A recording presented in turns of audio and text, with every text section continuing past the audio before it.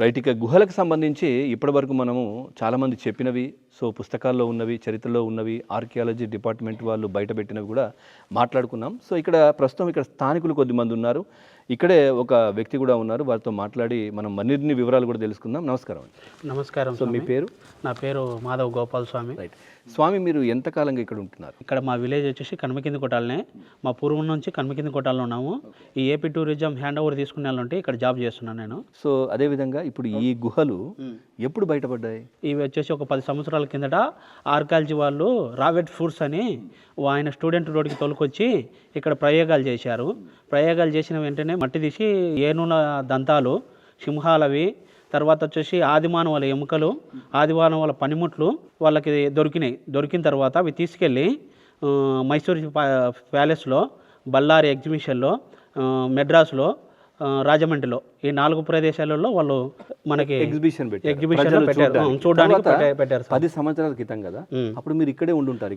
ఇక్కడే ఉన్నాము. తెలుసా అప్పుడు మీకు? తెలుసు స్వామి. వాళ్ళమ్మడి వర్క్ కానీ చేసిన స్వామి. వాళ్ళమ్మడి వర్క్ చేసినాను. నాకు ఆల్రెడీ లాంగ్వేజ్ కన్నడ, తమిళ్ వస్తుంది స్వామి. వాళ్ళకు వీజా అవుతుందని చెప్పేసి మమ్మల్ని పిలుచుకున్నారు. పిలుచుకున్న తర్వాత వాళ్ళ వెంటనే ఉంటుండే స్వామి. వాళ్ళ నంద్యాల నుంచి అప్ అండ్ డౌన్ చేస్తుండ్రి. ఇక్కడికి వచ్చి సంవత్సరానికి ఒకసారి ఒక 5 సంవత్సరాల పాటు 2 నెలలు ఇక్కడ క్యాంప్ చేశారు. అప్పుడు ఇక్కడికి రావడానికి వెహికల్ కానీ లేదు స్వామి. ఆ ఊర్లో వెహికల్ అక్కడ ఆపుకొని నడుచుకుంటూ వచ్చుండ్రి.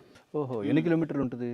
అక్కడ నుంచి ఇక్కడికి 1 కిలోమీటర్ ఉంటుంది సార్. కిలోమీటర్. అసలు దారి లేదు, ఏం లేదు. సో ఇప్పుడు ఇది 2 ఏళ్ల నుంచి ప్రభుత్వం అందరు చూడడానికి ఈజీగా ఇవన్నీ ఉండడానికి ఇవన్నీ పెట్టింది కదా. అవును స్వామి. సో ఇంకా ఏంటి చరిత్ర, ఏంటి దీనికి సంబంధించి చరిత్ర మీకు తెలిసింది?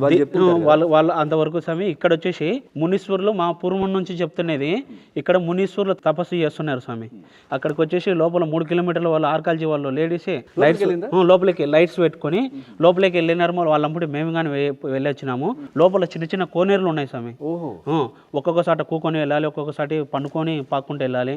ఒక్కొక్కసారి ప్లేస్ ఎడల్పుకు ఎక్కువ ఉంటుంది.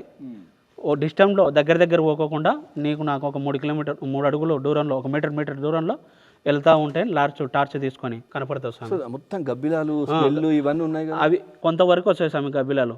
లోపలికి వెళ్ళిన తర్వాత గబ్బిలాలు మన సైడ్ రావు, అవి రంధ్రాలలో వెళ్ళిపోతాయి. గాలి ఎట్లా వస్తుంది స్వామి? ఆక్సిజన్ ఉంటుంది స్వామి. మేము కొంచెం దూరం వెళ్ళాం, చాలా స్మెల్ వస్తుంది. ఇవన్నీ అదే గవర్నమెంట్ అదే డెవలప్మెంట్ చేస్తామన్నారు.